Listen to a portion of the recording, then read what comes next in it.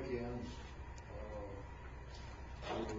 We had coverage on it there and checked on it the first thing the next Saturday morning. Interviewed all the victims. We got an inventory of their equipment. You see something funny about this? He was through checking everything and the work that he did on the thing, he was able to make an arrest on it. We recovered all the equipment. The equipment has been returned to the owners, and I'd just like to tell Aaron, thank you. The town of Chatham appreciates that. And I have written a letter here that will go into Aaron's files, which says just about that. It says, on the night and early morning of September 11th and 12th, an unprecedented series of vehicular break-ins occurred in the vicinity of Deerfield Golf Course and along the Richardson Road. Valuable items, including guns, golf clubs, money, and other personal property was taken. This is addressed to Aaron as your prompt response, interviewing victims, inventorying their losses, and searching for evidence was done professionally. The follow-up was effective in identifying the suspects. All of the above led to the apprehension of the suspect, recovery of most of the stolen items, and the return of the stolen property to the rightful owners. This was accomplished in less than a week after the crimes were committed. You are certainly to be commended for the professional manner that you and your department conducted this investigation. Thank you for your service to the town of Chatham. A copy of this will go into Aaron's file, a copy of the council, a copy of the mayor. Aaron? Anything you need to bring us up to date on or anything, other than all this? Aaron, I just like to say congratulations, we appreciate it. Thank you, Mr. Taylor. Thank God for support. As of right now, I've got what I consider the main suspect in custody. I've got in charge of 4 felony counts. 3 of them are for unlawful entry to a vehicle, and 1 of them is for unlawful use of a stolen debit card. He has a pretty high bond. He's probably going to be in jail for a while. The only 2 items that we did not recover was the iPod and a knife, and the person that lost those said the value was probably about $150, but in the end we were able to recover over $3,000 worth of property and get returned. So also Anthony Phillips and Paul Howard were working that Saturday morning.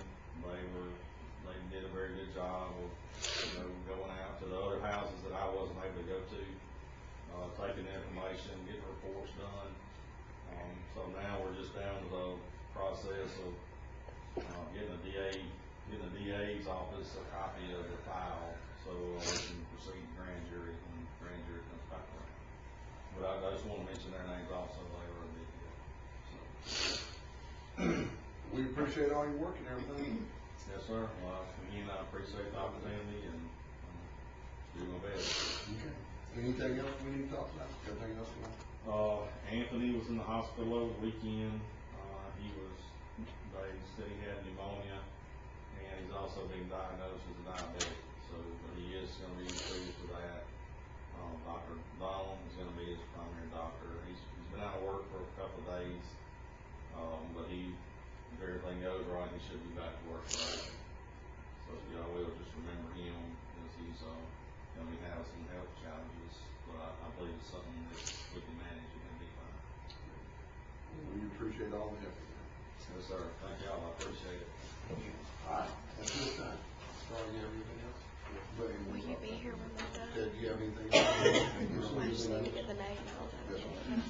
Do you have anything? Clerk Black?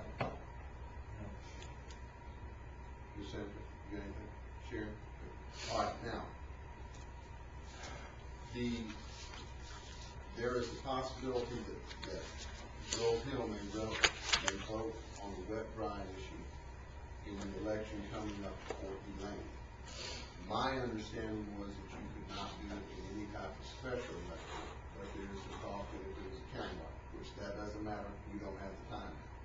I think we need to approach this as a very business-like matter that we've had in the past.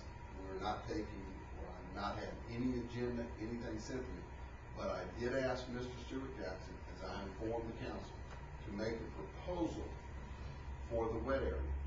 I'm asking for no action whatsoever tonight. I'm not even asking for discussion. All I'd like you to do is take this home, look at it.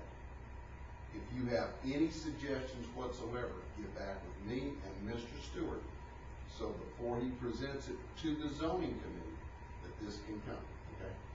Now, I know there's going to be controversy. I know there will be a moral issue about this. The zoning does not need to be involved in the moral issue. This needs to be something to protect our town, so if it ever occurs, we have it zoned in a manner that we feel safe and comfortable with. And if it never comes in, this doesn't matter. Okay? So that's all this is. This is nothing more but to inform you of where he suggests, and I agree, that the lines for the sale. We work very hard to make sure that as few homes as possible, as few homes as possible are involved. It is very, very small into the business district, okay? So take this home and study it and look at it. If you have any questions, give Mr. Stewart, and we'll answer them the best we can. This is not for publication at this time. No, this is nothing but just to inform you.